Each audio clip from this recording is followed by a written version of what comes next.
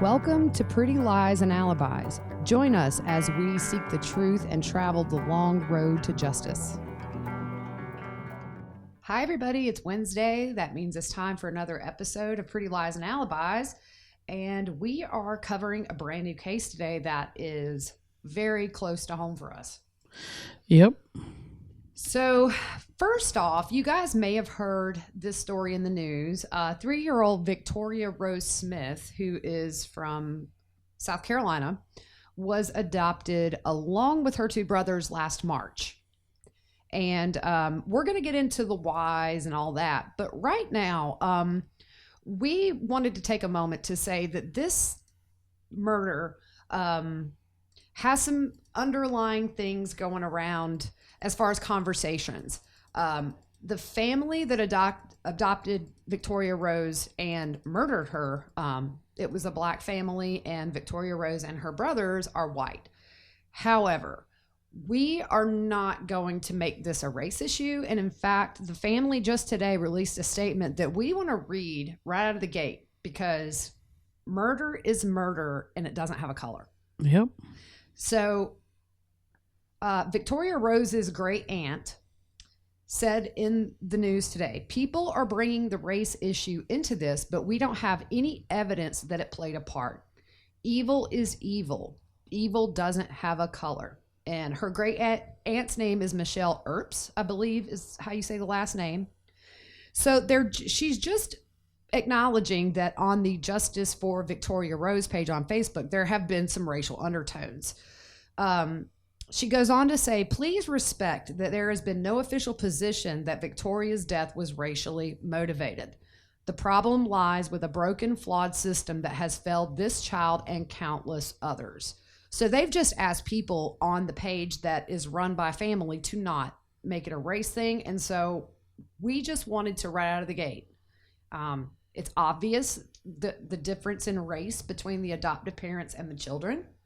And that's kind of all we're going to say about it. Yeah, I mean, murder's murder, so right. Let's just focus on facts and the case itself. Evil does not know skin color. No. So we've said it. There you go. So Let's look at, before we get into the crime, let's look at why Victoria Rose was in DSS custody. Yep. So DSS removed Victoria and her two brothers from their biological family due to a positive marijuana test at birth. There was also an incident where the young brothers got out of the house at night and went to a neighbor's house and told them that their mom was sleeping. I think it was she had been up with the baby all night or something. And yeah, I don't know that this is actually correct. I think it was during the day that the boys wandered out of the house and went to a neighbor's home. And apparently that was kind of the last straw for DSS. Yep. According to the great aunt. Yep. So usually when a child is taken from the home, DSS will give the biological parents or the guardian kind of a checklist of things that they have to do in order to try to get their child back home. Yep. And there's a hearing in our state, there's a hearing within 72 hours of a child being taken out of their home. So then they go before the judge and they have to give evidence of why they removed the kid, and then the judge looks and says, this is what we're going to do. So that gets into the order. Right. According to the great aunt, the mother did everything DSS asked of her, which was classes, drug testing. And according to the aunt, DSS changed the parameters which drug the process out. And this is not the first time I've heard of this happening. Yeah. I know of people that have had DSS involved in their families, and sometimes they felt that the requirements they put on them were unreachable with what they had, even though it wasn't something that would have affected the level of care the kids would have gotten in the home. I do know people that have expressed sometimes it is almost unattainable. Yep. What they're asking. Yep. So Victoria's great aunt Michelle said that her niece eventually lost her parental rights because of a lack of proper housing.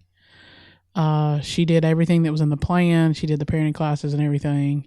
She just had a housing issue. Mm-hmm. So instead of DSS offering her resources so the family could get housing and be reunified, they looked at her and told her to figure it out herself. Mm-hmm. And the aunt felt that her niece was bullied by DSS into giving up her parental rights. Yeah, and I've heard of that before too. Yeah. So as far as the mom goes, I just want to say, for me and Fruit Loop, I don't care why Victoria Rose was put up for adoption.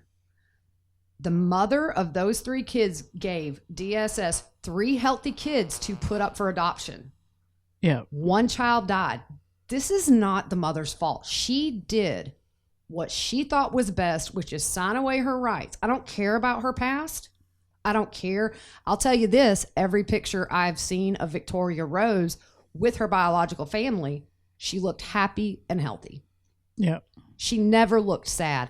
Every picture with her adoptive family, she looks posed, almost like a doll, almost like something to show off. And we'll get into that later. Yeah. The aunt also said that the children were never abused physically by her niece. Right. So. And it's unfortunate. And I think that, there's got to be change. Obviously, the goal for DSS should be reunification.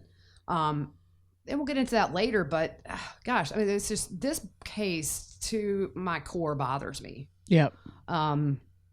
So let's learn a little bit about Ariel Robinson, the adoptive mother who is now charged with murder. She was a teacher. She has 2 biological sons, with her husband, Austin. One is 12 and one is 9. She did win the Worst Cooks in America on the Food Network show. She won $25,000 doing that. And that was recent that show aired, right? Yeah, that was in June of 2020. The finale was in August of 2020. And we figured out it was 7 episodes. Yeah. That she filmed, and she beat all the people and won this $25,000 prize. Yep. We found out that she and Austin were married in October of 2010. So around the time that, so last year they would have had their 10-year anniversary. Yep.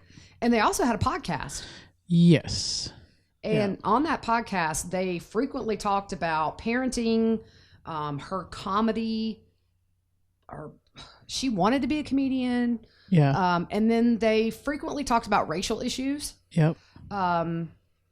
But one thing that I think where you kind of start to question how much did they vet this family? She said some concerning things on previous podcasts. Yeah. She sometimes talked about her anger and suicidal thoughts. At one point she says she didn't think she wanted to hurt others because she likes her freedom. She says, this is the first year I've literally and specifically prayed to God, can you just let the rapture take place? She said, I literally hate it here. I literally hate this earth. Yeah. So I'm curious. I'm not sure when that was put on the podcast. Was it before the adoption or after?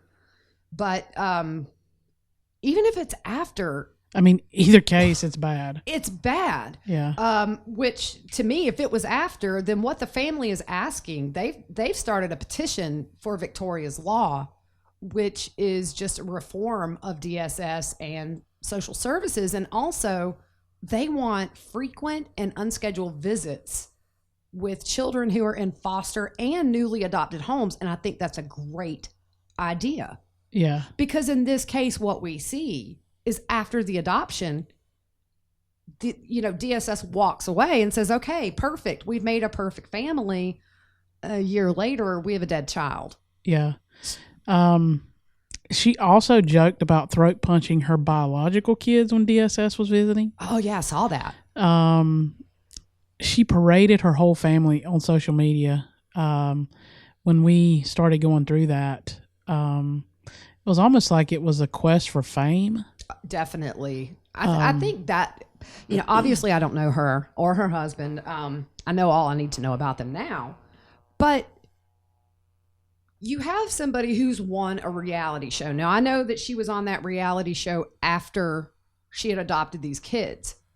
But like you say, if you go on her social media, the hashtags are just adoptive mom, adoption, girl mom, just all of it, you know, and it always had her comedy hashtag. My theory, we know she didn't adopt these kids to love them. One is dead. I almost feel like these kids were potential income, whether it be because there a lot of times families who adopt kids through DSS, not private adoptions, but when you go on a state level, you are entitled to financial reimbursement yearly or monthly per kid until the child either reaches the age of 18 or 21 if they go to college. Yep. So to me, kind of just looking at where we are now, either it's a financial situation where they're getting government money for the kids, or I kind of lean more towards the way she sort of just paraded them. That was she maybe wanting to get some reality show of a blended family, adopted and natural kids. And, you know, I don't know. I just looking at her social media, she was very, very fame hungry. Yeah. Now, even doing Cameos, which is an online service where people pay to have, I don't even want to call her celebrity, because a lot of times these reality show celebrities just, you know, come and go in a few months. They're not celebrities. They have their 15 minutes. But she was charging people on this Cameo service to do greetings for her fans. Yeah. So she was really milking the appearance on that show for all it was worth. I just feel like the way she set this family up online, it looked too posed. There was never pictures of Victoria Rose with her in a natural setting, just cuddling. Yep. It was always, let me show everybody how I did the top of your hair. Let me show everybody what kind of clothes I put you in today. That looked painful. Her scalp was always like red. Yeah, the hair, she it was pulling really her hair tight. Mm-hmm. Yeah. But so to me, just none of the pictures looked like a natural family. It looked so posed. Yep. I just didn't see any natural affection there. Yep. So, so speaking of financial, you have uncovered something on a local city website that is curious. Yeah, they were having some financial difficulties keeping their home. And when COVID hit, I think that kind of got pushed back because there was no foreclosures during COVID. So I think that was ruled by the Supreme Court. But their house was being foreclosed on, and it's their current house they're living in. So there was obviously some financial problems there. We know she quit teaching to get, I think, this comedy thing up and running. And from June to August, she was filming, or we don't know how long she was filming, but those shows ran from June to August, so we don't know how long it took them to film. But so she would have had to been away at some point with that. But here's one issue I had in looking at that. One of the reasons DSS said that they removed the kids was that her biological mom didn't have a home. But in March of 2020, you have a filing with a court that their house is being foreclosed on and they owe $129,000. And this is the same month that Victoria Rose and her brothers were adopted to this family. Yeah, so I don't quite understand. And I've spoken with people who are adopting and fostering, and the process is pretty brutal. Yeah, of what you go through. Prior to all that, with the home studies that they do, that lasts like 3 or 4 months. You have to have physical after physical after physical, and your finances are looked at and all that kind of stuff.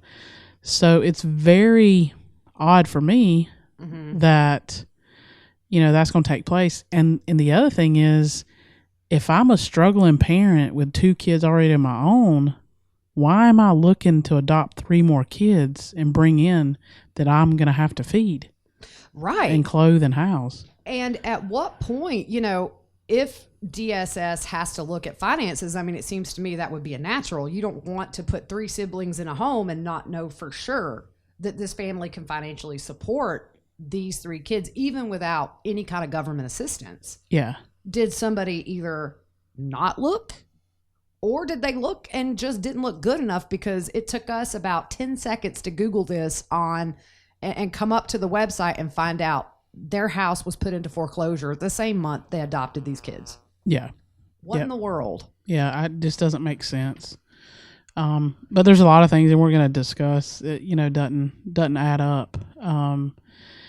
DSS needs a whole revamping. Oh, gosh. I spoke with someone today, and they start out fostering kids, and now they're adopting. And the grueling process for foster and getting that home study done and getting all that done. But then after a child becomes free, they call them a free child, which means the parents have waived rights and you can just outright adopt them. When that adoption is finalized, that's it. Yeah. No visits. That's crazy. Nobody gets checked up on. Because here's the thing. Not only are you dealing with physically and mentally healthy kids, there are a lot of at-risk, vulnerable children who have physical and developmental disabilities. And so we were talking about earlier how you can go online and look at a list of you can look at pictures and biographies of adoptable kids. And that scares me a little bit. It was almost like being at I'm not trying to be rude, but it reminded me of being at a puppy store. Yeah. And you're window shopping. So it's like you just have these, and I know there are so many kids in the system, and maybe this helps get the ones adopted that they're having problems getting placed. I don't know. I was shocked. I was too. When I saw that on the South Carolina DSS page, it was like, click here to see our list of kids in the whatever. And it's not even a list. It is pictures. It's pictures and their names. Now, is it their real names? I don't know, but it's their case number. Like, it tells you like what they like, and it's like a paragraph of it's just like an ad. Mm-hmm. And I just feel that if you're serious about adopting, I think there ought to be a process until you get to so far, then you can view.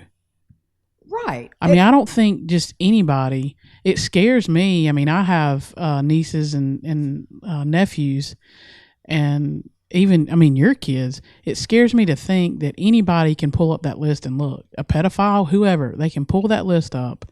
Right. And look. And we know how many times people hide that are pedophiles and nobody knows it. That you could just go in and look at kids like you're buying a car. Right. I just thought it was, I don't know, it's scary. And when I worked at, we have a school here in our town that caters to only severely developmentally and physically disabled children.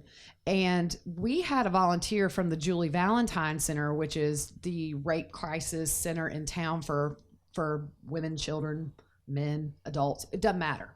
And there was a very scary statistic, and I don't remember the actual number, but it was maybe 80% of children that are developmentally or physically disabled are victims of sexual abuse at some point in their life. And the problem is they can't verbalize it.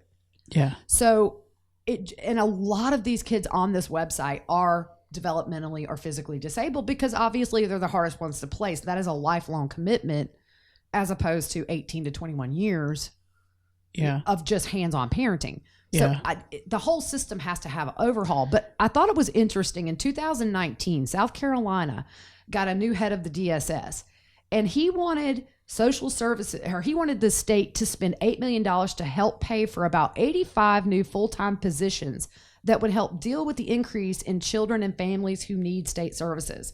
$23 million to raise the starting pay for caseworkers, and then $6 million to increase pay for employees. let me tell you what Merle Smith, a Sumter Republican, said. That is refreshing.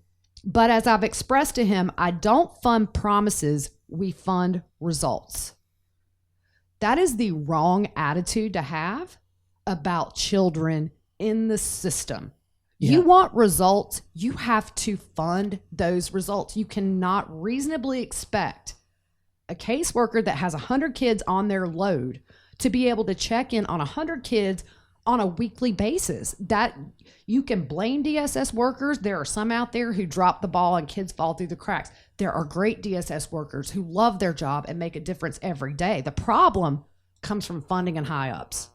Yeah. And that's what some of the people I talked to said, that they've had 3 or 4 caseworkers, and you get some who are really, really good, and then you get other ones who are just downright lazy and they just don't do their job. So it needs a revamping. There needs to be more pay. And I mean, these kids don't choose to be in this situation. No. They're brought into this in bad circumstances, and they need someone to look out for them.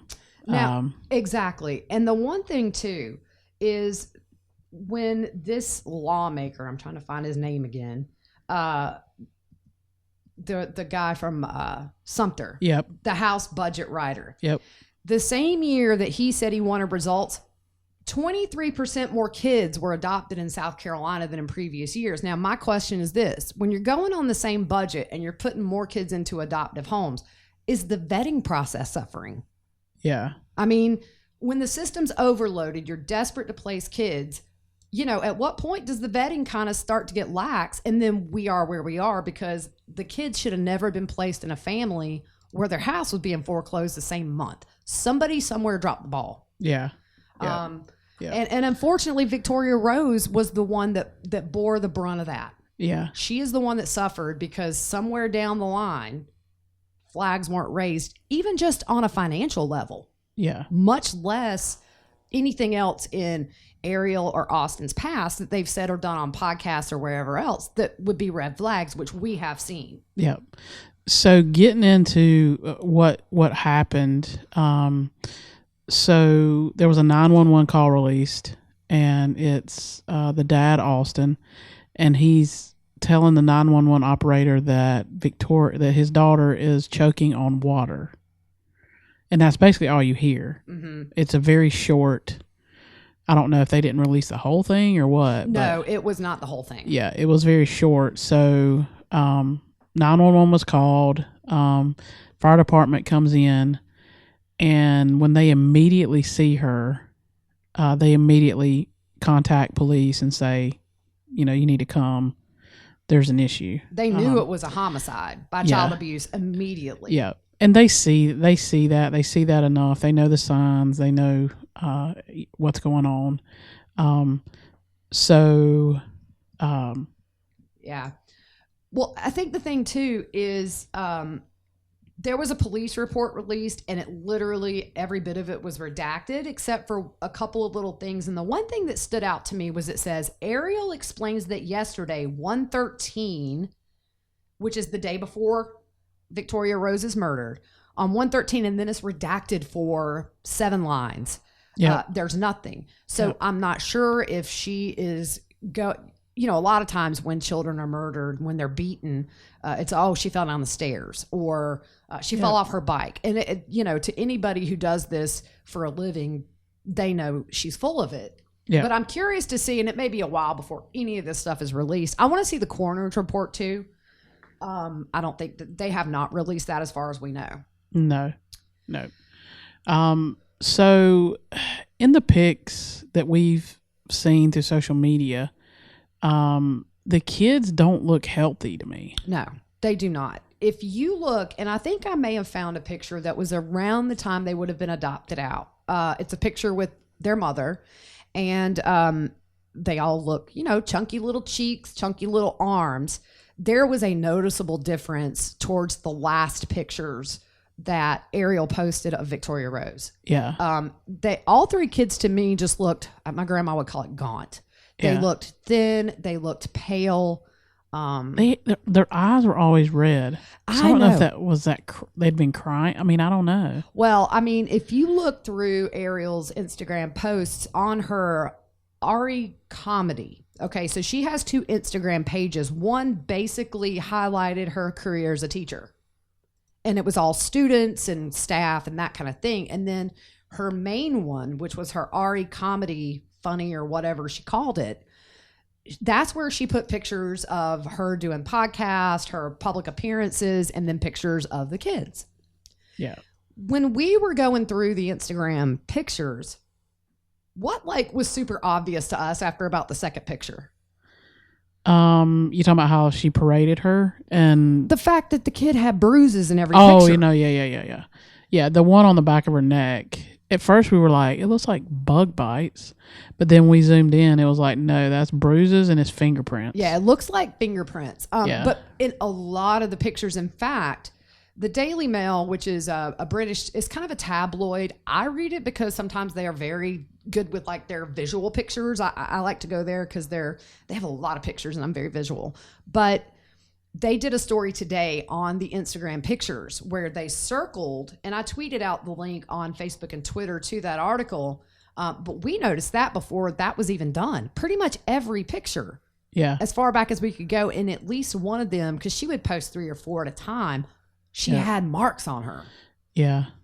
And I know that, when things are good and things are seemingly normal, you don't always I never look at kids' pictures of people I know and look for bruises, because you just don't assume that's what you need to look for. Yeah. But in hindsight, it was pretty clear on that Instagram, this kid was being abused. Yeah. Something's going on in that house. Yes. Something's going on in that house. So they have a bond hearing. Yes. February 12th. Yep. February 12th. We have to get a time on that or whatever. But it's just, it's every case we've covered is kids, and it's just like they don't have a choice in any of this stuff. No, they're drugged through divorces and just horrible things, and they're losing their life. Yeah. Because of it, and it's sad. It is how our world is just crazy. Yeah, and I mean, the thing for me is this: DSS is one of those services that we should spare no expense in making sure that these departments are staffed to where each agent can say with certainty at the end of the day, I know these kids are fine tonight. I can lay my head down and know that the kids I'm responsible for are healthy and safe. Yep. When you and if you look at the trials of Gabriel Hernandez, the documentary on Netflix, it goes back to this. Ultimately, at the end of the day, DSS dropped the ball and he died because of it.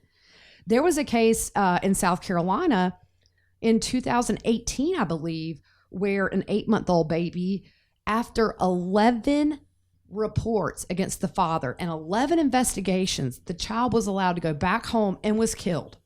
So you have situations where these kids are put back into situations that clearly were worse than what Victoria Rose and her siblings were in, and they die at home. Yeah. And then you have a situation like this where they get adopted. Every picture of Victoria Rose with her mom and her brothers or any family member, happy, healthy, smiling. If you look at the pictures on Ariel's Instagram, the kid's head is always looking down. Her little eyes, to me, if you zoom in just to her eyes towards the end, they just look emotionless and they look empty. Yep. Not like a child that was full of joy. We don't know what happened behind closed doors. I think the kids will be a good indication. They will talk to their biological sons and the siblings, and kids don't lie. Yeah. We're going to find out some of the day-to-day dynamics. I just don't know that we want to know. Yep. Because it's not going to be nice. Yeah. It's not going to be pleasant. Yep. There was a show that used to come on. I loved it. It was called Judging Amy. And Tyne Daly was in it. She was the mom. The daughter was a judge. And that was Amy. But Tyne Daly was a CPS worker. She was a DSS worker. And she took so much care and paid attention and went the extra mile to make sure the kids in the system were taken care of. Yeah. And that's what, when this came out, that's immediately where my mind went, was being, and I've had friends that work in DSS, and I totally get, and they're good people, and they're kind of getting the shaft because it's not funded correctly, and they have all these cases and you know, all that stuff. So there has to be a change. And if you're in that line of work and you're in it for the wrong reason, you need to get out of it. Exactly. Because that is a calling. God has put that calling in your heart to look after kids, and it's a full-time job, and it's 24/7. You don't ever have a break. No. But I think our states fund some of the most dumb things. Why are we not taking money from stupid programs? And I'm not saying every program is stupid, but it's like, we have to make the changes to where DSS is funded appropriately, because not one child is worth some dude down in Charleston saying, I want results. Yeah. No, these kids need results. I don't care what a lawmaker wants. The kids deserve to be taken care of. It's not their problem that the state cannot figure out how to fund DSS. Yeah. The whole country needs an overhaul. We've lost too many kids. Yeah. Yeah. So February 12th, they both have a bond hearing. Ariel Robinson's attorney is the only one. By the way, they have hired different attorneys separately. Yeah. So that tells me it's going to be a finger pointing game. They're going to point fingers. Yeah. The blame game. But her attorney argues that she should be let out on bond because she has a clean criminal record, or she did. Yeah. She is a lifelong resident of South Carolina, and she has a master's degree from Clemson University. And she was a public school teacher until 2019. Yeah. She is not a flight risk nor a danger to the community. Okay. There's a kid dead. Yeah. You're a danger. Mr. Boughton, Ariel's attorney, you're off. Yeah. Would you let this woman watch your kids? Probably not. No. So I'm tired of, these lawyers go out and say, oh, she deserves to be out. No, Victoria Rose deserves to be walking around today in a safe home. Yeah. That's what's deserved, and it's not here. So we're going to say her name, Victoria Rose. We're not going to stop until we get to the bottom of this. And I just hope that you guys will come along for justice. We're going to tweet out a link to a petition at change.org that the family has put out for Victoria's Law, which we briefly touched on, to reform DSS and social services, and then to allow for unscheduled visits for foster and adoptive kids. They have gotten a massive number of signatures in a few days, but everyone helps. So we're going to tweet that out. Please sign that and share it. Yeah. And we have been in touch with some of Victoria's family. They have been amazingly sweet to us, and they have offered us insight into the little girl that she was, and just bubbly, sweet, sassy. Sounds like, just a little firecracker.